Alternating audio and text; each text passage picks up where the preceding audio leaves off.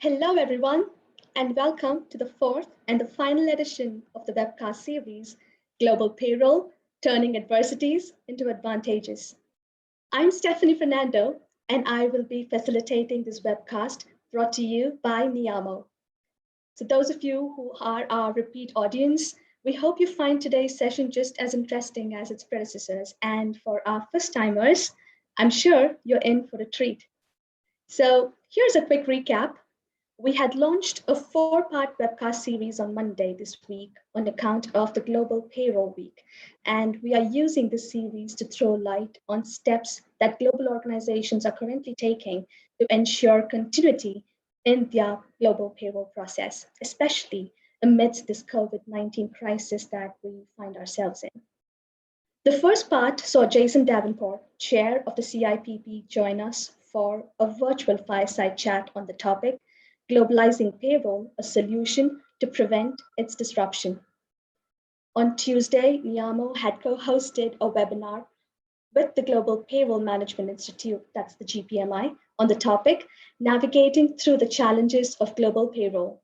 Niamo was joined by a virtual panel of experts who did a deep dive on the challenges that global organizations are currently facing in order to streamline their payroll operations.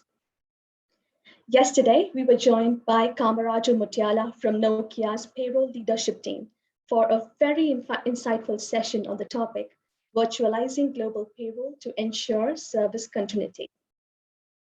We have been receiving a lot of positive feedback for these webcasts so far, and we thank you all for your continued support. So before we move on to today's exciting webcast, a few housekeeping rules for our audience. The session will be muted to all participants, and hence, should you have any questions, you can shoot them out using the Q&A option provided to you in your Zoom panel. Feel free to ask your questions at any point in time during the webcast. We will take stock of the questions and we will be answering them towards the end of the session. At any point in time during the webcast, should you happen to drop off, just please join back using the same meeting ID that you used to join the webcast in the first place. You should be able to join the webcast quite immediately. Hashtag Global Pay Week is the tag to follow if you would like to follow activities and events by payroll professionals during this Global Payroll Week. So if you would like to know more, I would suggest you go on your LinkedIn page and just run a search using this hashtag. And you would find numerous events, a lot of programs that are being put forward by payroll experts from around the world. Niamo, for one, we've been posting out interesting snippets on payroll tax regulations on our social media platforms. So you could look us up there and you could follow. And here's a goodie for all our attendees today. You will be receiving a complimentary copy of a brand new thought paper titled Applications of Emerging Technologies in Global Payroll. So this has been put together by Niamo's Global Research Institute commemorating Global Payroll Week. So happy reading, everyone, and we would love to hear your feedback. Please just muse through the thought paper and do let us know. So we now move on to today's webcast. Presenting Felicia Cheek. Hello, Felicia. So Felicia has been working in the payroll environment for more than 25 years and has enjoyed being an advocate for payroll professionals around the world. Over the last 14 years, she's had the pleasure of helping large multinational companies leverage best practices and technologies to build a comprehensive global payroll strategy. Felicia has recently joined Oracle, where she is responsible for the Oracle Cloud Payroll Strategy. She is a member of the Global Payroll Association and the APA, where she received their prestigious Meritus Award in 2009 and is in the Payroll Hall of Fame. She also received the Global Payroll Management Certificate in 2011. Felicia believes, at the end of the day, it's all about payroll. So we would like to extend a warm welcome to you, Felicia, who would be speaking to us on the topic, Crisis, a True Accelerator to Drive Your Payroll Transformation Agenda. Welcome, Felicia. Thank you. And joining her as the moderator for today's webcast is Vivek Khanna, President and Chief Client Partner at Niyamo, a continuing phase across our webcast series. So welcome again, Felicia, and welcome, Vivek. Over to you. Thank you, Stephanie. Hi, Felicia. Hi. Hi. So I guess all the Georgians are happy, right? With all the opening, and you guys are leading us as a nation, taking us forward, right? We definitely like being leaders. I'm not sure if we're 100% happy this time, but we'll take the lead. I know. Thank you so much. So, as Winston Churchill said, never let a good crisis go waste. Many organizations are still battling with the inherited legacy technologies and processes, and especially in situations like this, find themselves in a pickle. Moments of crisis bring several gaps to light that result in organizations devising plans to mitigate risk caused by such gaps and treat crisis as an opportunity to reinvent and realign their organizational goals. Now, we've talked about globalization and virtualizations in our previous webcast to help stay resilient in the volatile and unpredictable times. To kick the session off today, Felicia, what I'd like to ask is, I'm sure, when the crisis happened, you would have received multiple calls from all your previous clients who are your dear friends. How do you see some of these companies sustaining themselves in this crisis? Now we are in what, virtually third month? Yeah, so that's a really good question, and I have had the opportunity to talk with lots of my colleagues and peers in global payroll, and it's definitely, I think we all agree, it's definitely something that we haven't seen before. And just a couple of things that couple of themes that I'm noticing and hearing from companies across the globe. Most everyone is or has deployed their business continuity plan. One of the things that everyone quickly found out is the business continuity plan, though it was thorough and comprehensive, or it is thorough and comprehensive, they generally, for most organizations, were not intended for times like these, where we have, we're still recovering.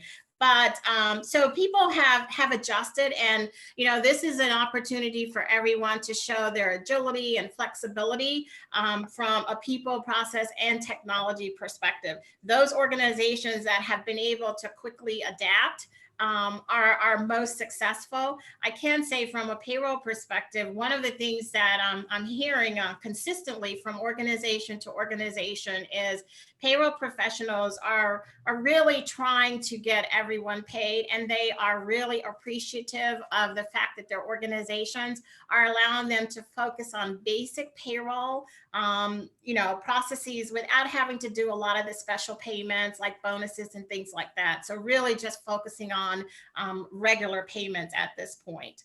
That's right. Go ahead. I'm so sorry. I said that's right.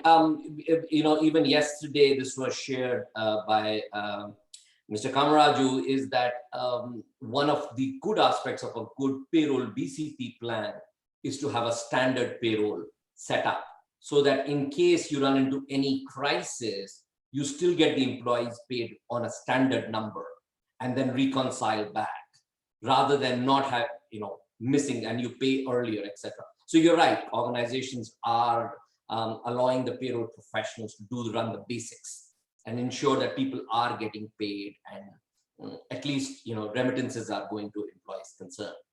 But then if you look at it from a forward-looking perspective and you want to move ahead, right? Already 3 months into the crisis, companies have already started to think, okay, what next? What are we going to do once it opens up? How do we drive our payroll agenda? And so in your mind, what do they need to really rethink about from their, the PPT, the people, process, and technology? Yeah. And so I think it's flexibility across the globe. But just a couple of things that I'm seeing, from a people perspective, you want your organization to be able to thrive in a leveraged environment. Those that are in a leveraged environment versus a decentralized environment have had less challenge because They've got, you know, more people with knowledge of how to continue the process. The other thing is independent workers in local environments, but being able to think globally, and obviously technology savvy. Technology has been really what has held us over for the last couple of months. That's really important for the people. I'll say from a process perspective, I actually did, I hosted a meeting yesterday with a group of companies, and so I asked something similar from a risk perspective. Where have they had the most risk and the most changes as it relates to people, process, and technology?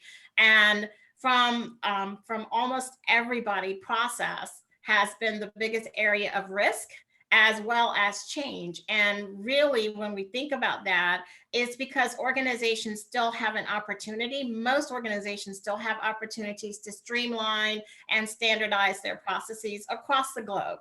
So that's really, been a challenge during this situation. Right. The ability to be flexible and agile from a process perspective. And, you know, that becomes very, very challenging with the amount of manual activities that we see a lot of organizations still doing. So that's been a challenge. And then from a technology perspective, I think one of the main things, and I've heard quite a bit of feedback in this area, is really having a robust, comprehensive, and integrated cloud solution has really allowed organizations to be a little bit more agile and flexible. Having that global HCM has really come into, really been a benefit today, where they have the one system of record, and then that global HCM that can really drive some of the transactions that you're gonna see on the payroll side. So as much as they can drive events from one system has been really beneficial, because they can see everything from end to end.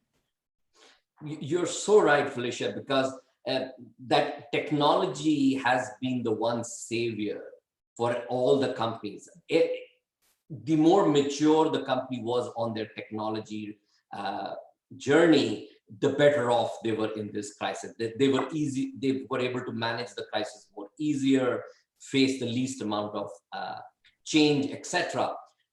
Now, as the companies think through, you know, their global transformation agenda, what are some of the showstoppers do you think they will face? Yeah, so this is always really interesting. The one, and I've been saying this for years, and sometimes it still comes to play, is the one thing that we would say is basing the business case on cost alone.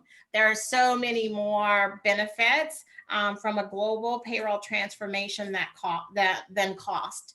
And so the other thing is really, besides basing the business case on cost alone, the other thing is having no global payroll strategy. And it seems easy, but I still see a number of organizations that are in the process of building that global payroll strategy. And that's really important, because it creates the path for what you want to do as far as transformation is concerned. A couple of other things I wanted to add really quick is also as part of this, we want to talk about managing the payroll process in a leveraged or shared services environment. Still see lots of organizations that are decentralized to a large extent, and those organizations have had an increased challenge during this time. And then the last thing I would say is an incomplete or unclear understanding of vendor capabilities. Very, very important to the global payroll transformation, so that you're not in the middle of the transformation and then you receive a little clarity, or you see a little clarity in a decision that you made some time ago, and it's not easy to switch at the last minute. So true. Clearly, more and more organizations realize that a global HCM without a global payroll strategy is an incomplete strategy. Both work in together, because you have to ensure that one system of truth and also use it. So global payroll works very closely with the global HCM strategy. Companies have gone for HCM, and then the next they go down global payroll altogether to make sure that they have a comprehensive offering. As they look through these and they look at all of these challenges and setbacks, do you think it's going to keep companies to take a step back? Or is this the crisis that is really going to force them to say, we need to think differently. We need to take the steps that need to be done. What would be your viewpoint on this? What would your suggestion be to the global leaders? Yeah, I think it's actually going to accelerate. I think, the unfortunate circumstances that we have now are really a great business case, or an overwhelming, I would say, business case for many transformation journeys, not just in payroll, although very passionate about payroll, but for many transformation journeys. So I definitely see organizations accelerating that. And some of the things that I see is, basically around digital technology. And as we talk, and the fact that we're having a Zoom meeting, and this meeting is live, we've had Zoom meetings in the past, but we're live now a lot more than we used to be. These are all examples of some of the things that have really helped us sustain during this critical time. Besides cloud technology or digital technology, obviously cloud technology, again, those organizations have been able to flex and adjust pretty quickly. Compared to some of the information or the comments that I've heard for organizations that are processing on-prem, using an on-prem system. The other thing that's been really, really great, and where we're going to see more and more acceleration, is mobile technology. This has just been phenomenal. The more that you can have, or the more capabilities you have on mobile devices, the better. You'll see organizations really focusing on having the exact same capabilities, the same look and feel on a mobile device as they do on a desktop. We want to be able, and we haven't really thought as much in the past from a payroll perspective on, or I shouldn't say thought, I think we've thought about it, but we haven't focused on running the entire payroll process on a mobile device. But organizations are doing it today, and those that can do it are having a much easier time navigating through where we are today. One of the other things that I'll say when I talk about acceleration is, for the most part, when we talk about HR and payroll and the technology that's available for HR and payroll, we've always been a little bit behind the rest of the company. I think we're going to start seeing organizations, especially as they've had to identify key employees or essential employees. We're going to see organizations put a lot more time and effort and thought into the type of technology that's available for HR and payroll. You're so right. As you gave the example, Zoom, which a lot of people didn't even know about pre this crisis, and now it's now become a common word, right? To Zoom, and there are so many differences of Zoom, various ways of using Zoom that are being possible. But what has also happened, and I read an article about this, is that the whole culture of working from home is actually going to drive a new staffing pattern. As the article said, the genie's been let out of the bottle, right? It'll be very difficult for the organizations to go back post this crisis and go to the workers and say, no, now you need to definitely be in office all the time, right? Whereas earlier the workers were requesting and the organizations were pushing back. Now, which means that the HR systems, the HR processes, the HR policies will have to now keep up with the new requirements. And because talent will be able to work from many places, the need for a global infrastructure will become even more important. Because now the talent will no longer be localized, right? You're no longer hiring people within a 50 or 100-mile radius. You'll be hiring people anywhere, the best person to do the job. And if the best person doesn't happen to be in your state or in your country or your location, or doesn't speak exactly the same language, that may not be the inhibitor. And the only way to do that would be, as you correctly said, now you have to look at your HCM technology and say, can my HCM truly support it? Can it help me onboard somebody in, let's say, Asia or Africa, right? Because that's where my talent is.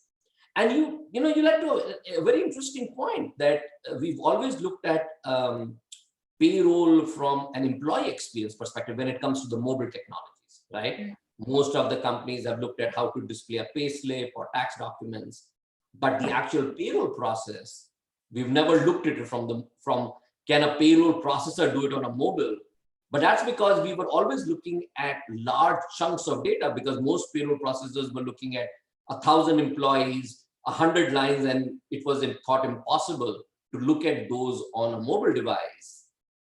But if they're managing by exception rather than all of those, then that could be displayed on a mobile device, right?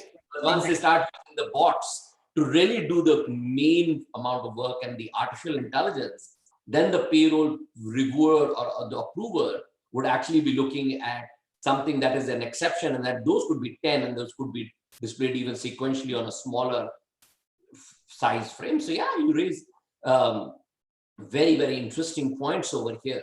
So as we think through these technologies, right? Mobile, cloud, RPA, artificial intelligence, but companies have already spent so much of their dollars. They've invested dollars in the last so many years into other legacy technologies. They do find themselves under a pickle. What do they do now, right?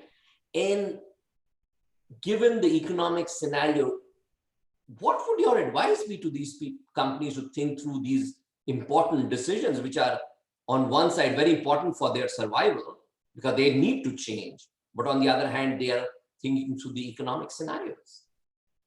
Yeah, I think I would say almost 100% of those organizations that can change, they will.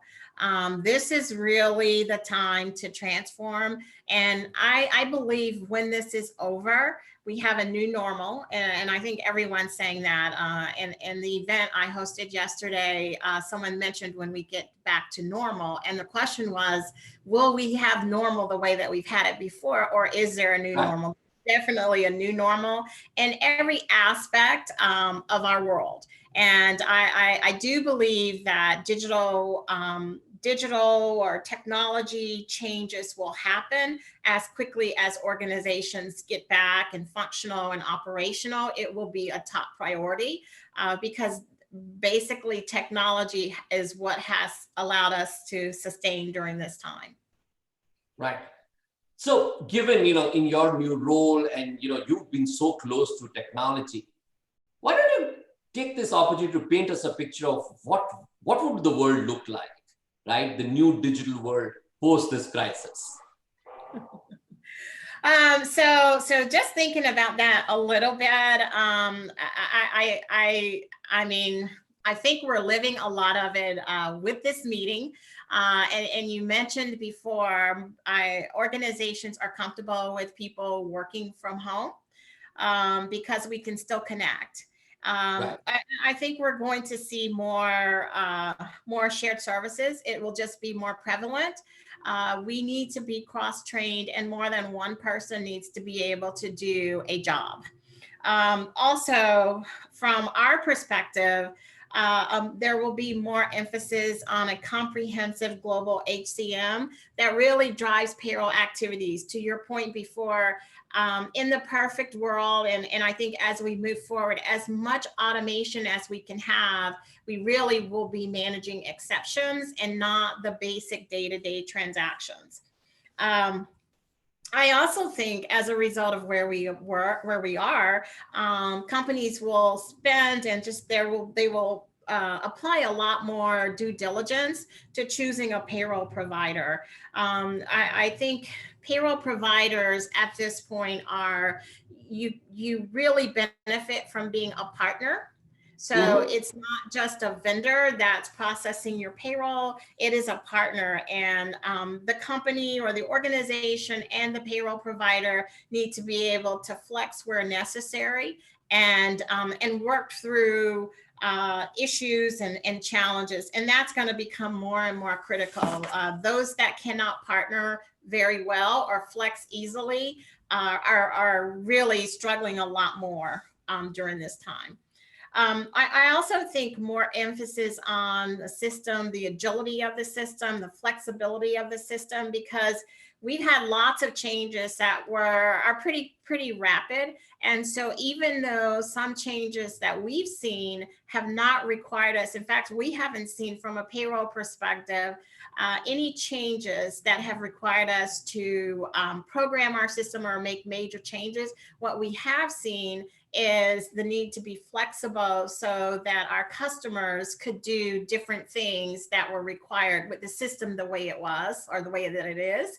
That has just the flexibility has been really, really important.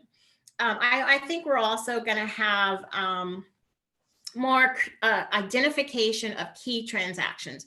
What are the things when you're operating under your BCP that you absolutely need to be or need to be able to do? And I mean, obviously we know we need to be able to pay employees, but some things we've seen that we hadn't really seen a lot is the ability, depending on your industry, the ability to do mass transfer or mass terminations, mass hires. When you're doing a lot of that, rehires, that kind of functionality. So in essence, what I think we'll see is companies identifying key transactions and making sure that they can do those as part of their business continuity plan.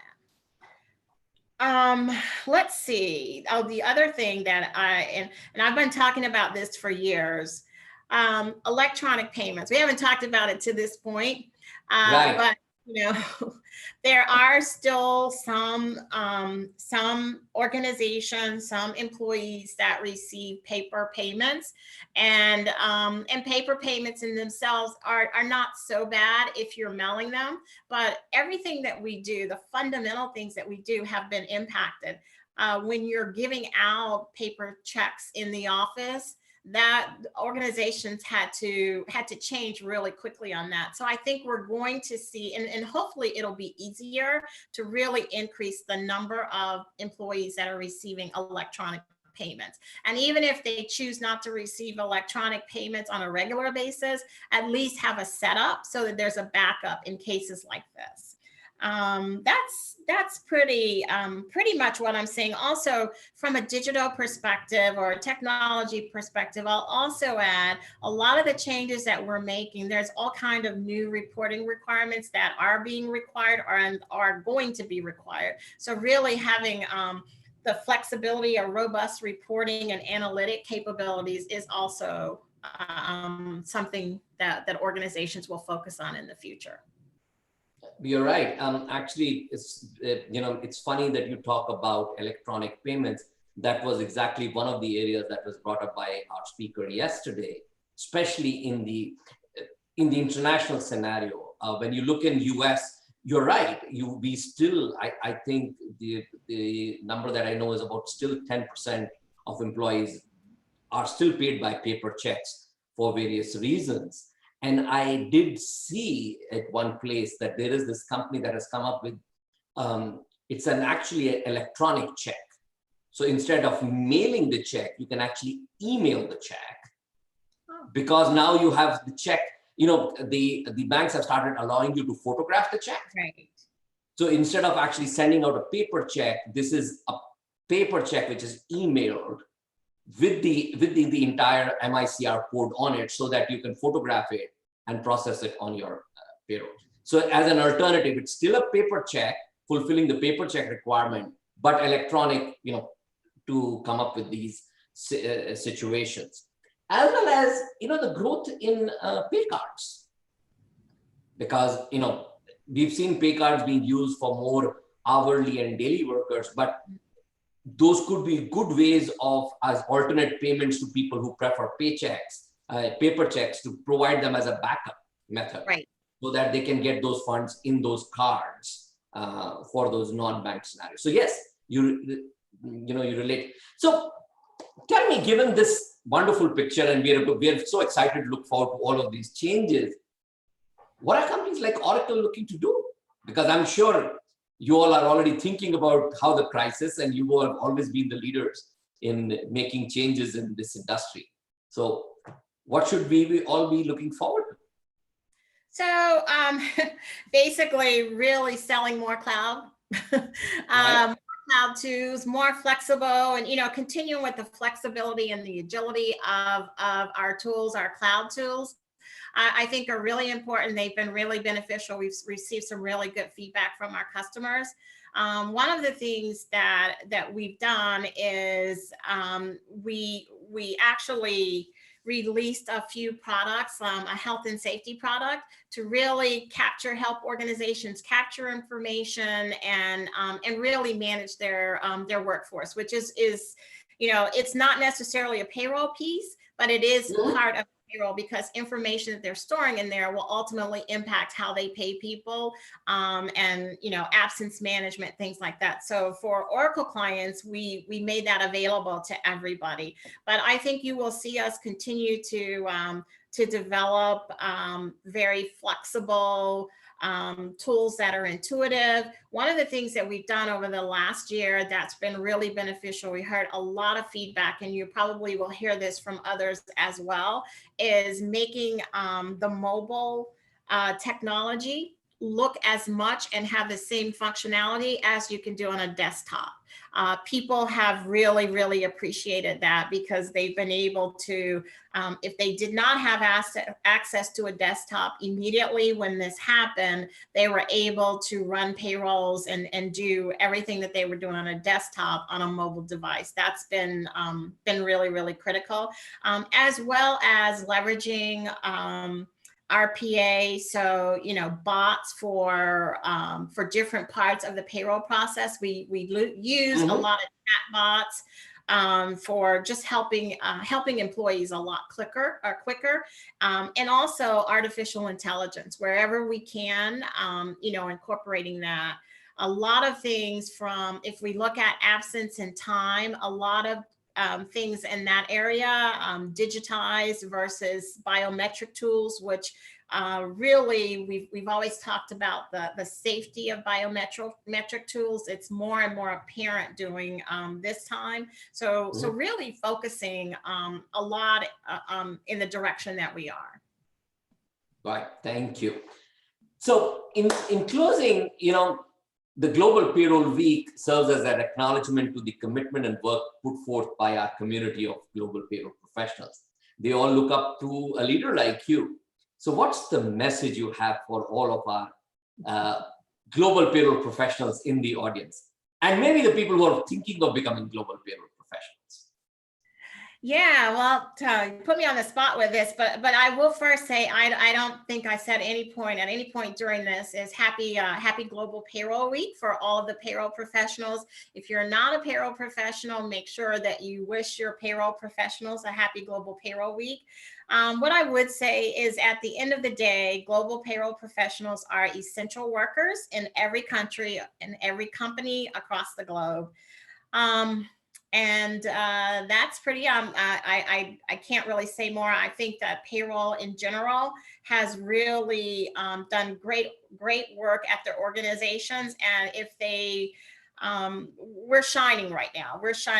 Everybody I talk to, they're making sure and personally committed to employees being paid timely and accurately. That hasn't stopped for anyone that I've talked to. No one's missed a payroll. They've done what they had to do. And, as we say in payroll, at the end of the day, employees are being paid. You don't know what we're doing behind the scenes, and that's continued. I mean, we've had to flex and do what we have to do, but I appreciate everyone, and I'm happy to be a part of the community. Thank you, Felicia. Thank you. Thank you so much for your time. Truly, truly appreciate it. Stephanie, over to you. Yes, thank you so much, Vivek, and thank you, Felicia. Just quickly resonating to what you said, it's amazing to see the amount of pride in which payroll professionals simply do what they're doing day in and day out, right? And that's why when we started off with this webcast, we had a title slide that said, payroll professionals, they probably are our true heroes in our organizations, right? So Okay. Now that we're done with the webcast, and if you are a repeat audience, you would probably know, we're going to be running a very quick poll. Okay, so you would see the poll pop up in your screen in right about now. It's a simple poll to analyze the pulse of our audience. So the question we have going, uh, global payroll transformation, is that something you resonate with your company's agenda? So does global payroll transformation have a strong place in your organization's agenda? The options we have for you, you should be seeing it on your screen. Just take a quick second to choose your answer. We're going to give you a couple of seconds. So do you think you have the budget, but you're yet to initiate payroll transformation? Do you have the budget and have already initiated this exercise? We've been speaking to folks, who've started embarking on this, especially in payroll transformation after the whole COVID-19 has happened. There have been gaps that have been identified. So could you be one of those organizations? We have already completed this exercise if you feel so. The third option is yes, we are going to just hit the drawing board. If that's something that you're sketching right now, then that's the fourth option for you. If it's not currently on your agenda, just go ahead and pick the fifth. The answers are going to be anonymous, of course, and when we end the poll, you would see a simple distribution, percentage distribution, to just see what our audience are picking. So we could end the poll about now, and you'll see the results on your screen. Wow, that looks like quite an even distribution. So probably 30% have said we have budgeted and have already initiated this exercise. There are a few others who've said about 27% who say it's not on the agenda right now. About 23% have said, yes, we are going to just hit the drawing board. So good for you. About 12% have said we have the budget, but we are yet to initiate the transformation initiative. And there are 8% who've said that we've already completed this exercise. Vivek, any thoughts to share? No, I'm actually very excited. I am, to see more than a quarter of our audience, and this is a revelation of sorts that are going to hit the drawing board, because companies have realized through this crisis that they definitely need to change. It's not a matter of, there is a much bigger financial case to be made here, both from a risk and a compliance perspective, that they can't continue to rely on legacy platforms. So absolutely, they will have to change. Correct. Felicia, any thoughts from your end? No, I agree. I agree 100%. I was just thinking, I don't have anything to add. All right, and thank you. So, okay, I was just quickly taking a look at the questions that we received, and we do have quite a few. So I'm going to be picking a couple here. All right, the first one that we have, what aspects of global payroll are likely to see some positive changes after this pandemic? Anything that you could think of, probably cite an example or two? Felicia? Okay, so I can start with that. Yeah, I think a lot of things that when we think about the global payroll process, there is a lot of manual activities. I think we're going to see a lot more automation in all different areas. But I would say a lot more automation in just kind of running the end-to-end process, as well as consolidation. So we're minimizing the number of payroll vendors that we are dealing with. I think those are probably two of the main things that we will see fairly quickly organizations start to think about. Absolutely. I would echo the same. I think automation primarily driven by integration. So the companies are going to insist and look at integrating their systems, because that takes away a point of failure in a crisis like this, right? Data can flow automatically from their absence and time systems and their local HRIS systems to their payroll systems, whether in-house or outsourced. So I think companies are going to spend a lot more time, effort, and money on integration and ensuring that they have integrated systems than anything else. The other area which I think, which Felicia alluded to, is going to be, will definitely see a lot of positive change, is digital payments. Companies will want to move to digital payments because that was the other area that they would have faced a lot of challenges with. How do you pay people who were to be paid by checks? Yeah. Right? Even if you look at it, even from our whole government perspective, the distribution of the stimulus fund, everybody who had a direct deposit got it much quicker, and they don't expect the people who are going to get checks for a much longer time. So I expect a lot more of even the regular citizens will now move to making sure that they have a direct deposit information available to the government, so that when the next round of any fund from the government comes directly to them. Yeah, I was just going to add really quick, Vivek. The example that you gave with the stimulus payments is just really the best business case for automation or from an electronic perspective, electronic payment perspective. So hopefully at most organizations, the percent of employees is probably 1 to 2% of their overall employee population that are not on electronic payments.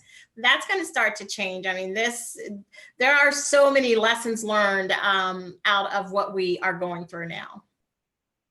And there's also, the stimulus payments is going to make everybody, even the regular citizens of the country, realize how important it is for them to have some kind of a banking arrangement so that they can get funds quicker and faster than await a mail-in check, right?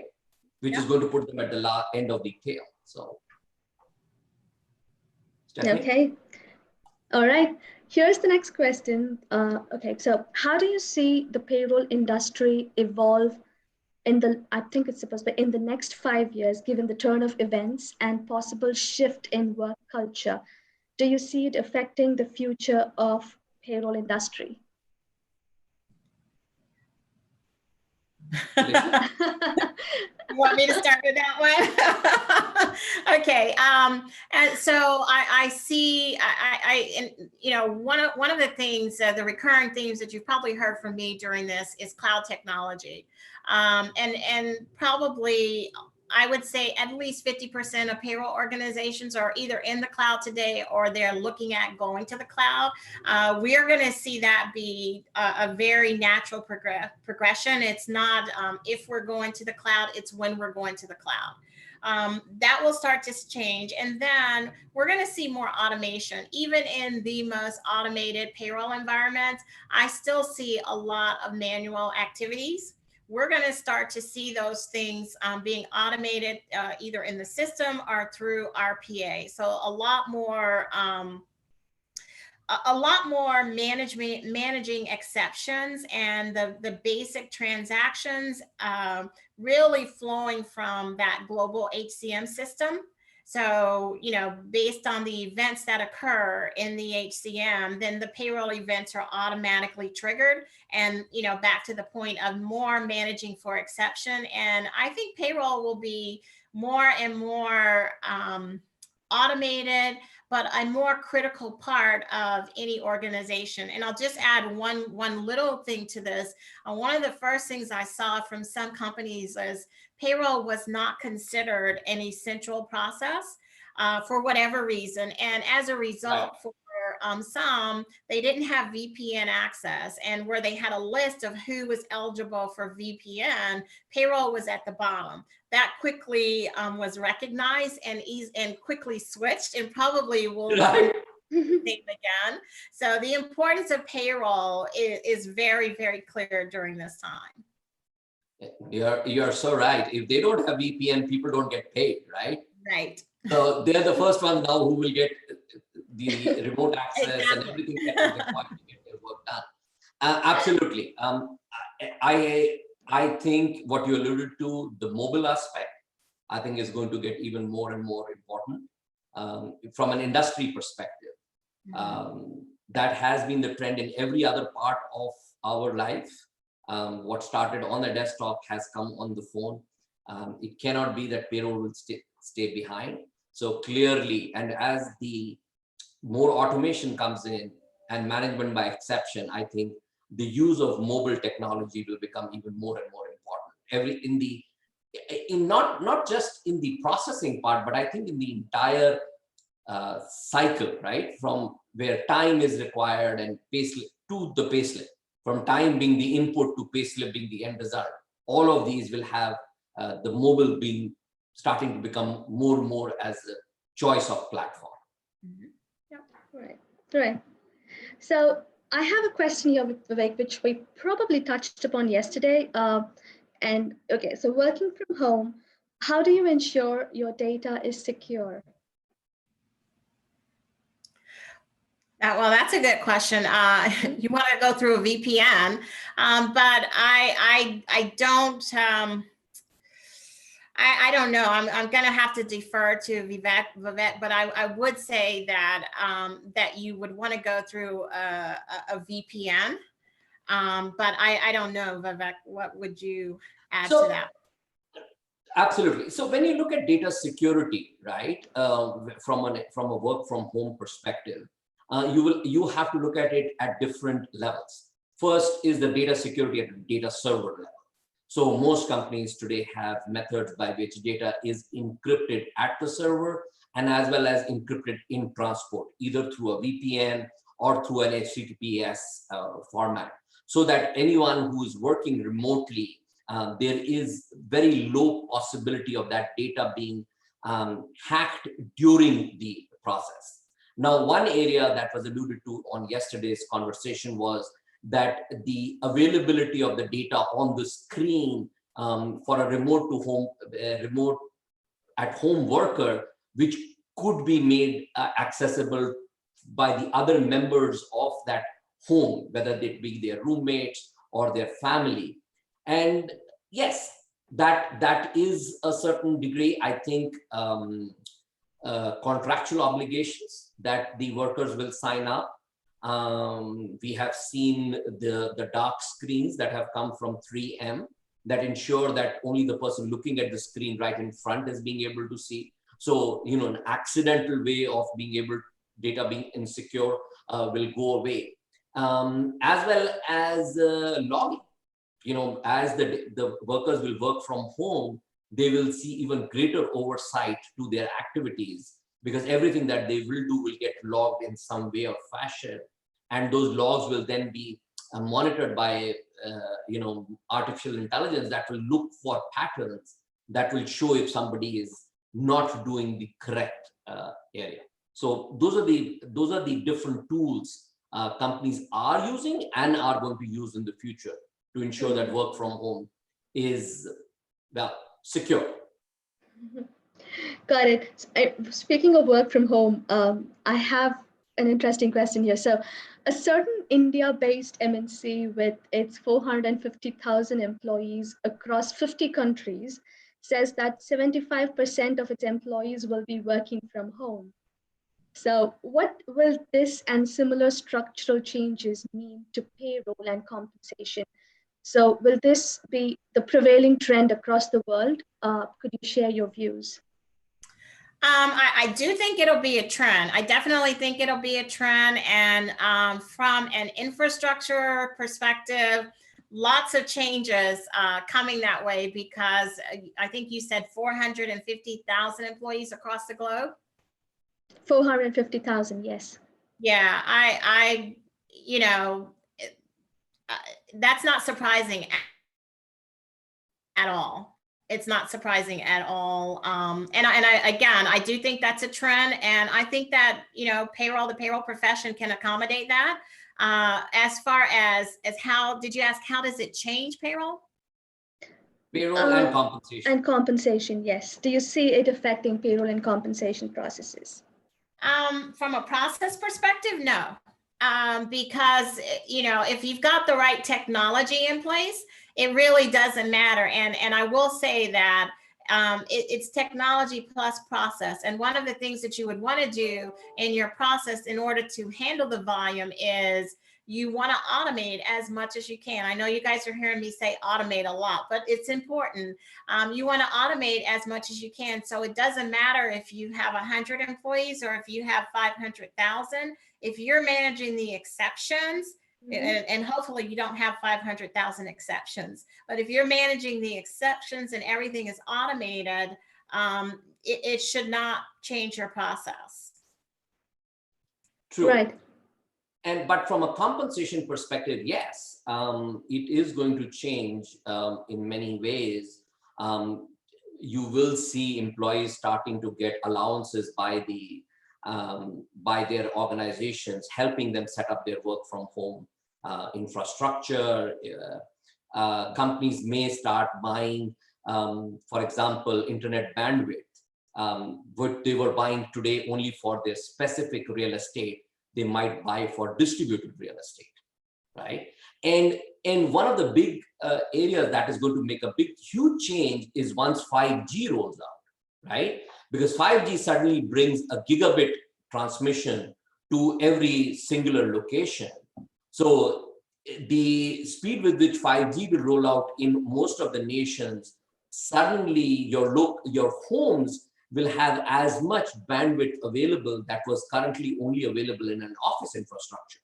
So companies will then start buying, the 5G bandwidth in bulk, and they will start distributing, and it will change the way real estate works. I think the biggest loss out of this crisis is actually going to affect the landlords of the world. The real estate industry is suddenly going to find that the value of land or value of building, actually more than land, the value of building is going to depreciate so strongly, especially office infrastructure, which was used for a white collar worker. The blue collar workers will still continue because you still need the singular place for plants and manufacturing. That will still continue to be, but that was always in the master rural areas. It's the downtown where the white collar workers used to come in to work every day. That real estate industry is really going to get hit hard. That's a good point. Yeah, Vivek. Okay, so here I have here's an interesting question. So after this situation, I guess it means the pandemic, we could have the ability to hire resources from anywhere across the world. So do you see laws such as the GDPR being amended or changes being made to increase data security?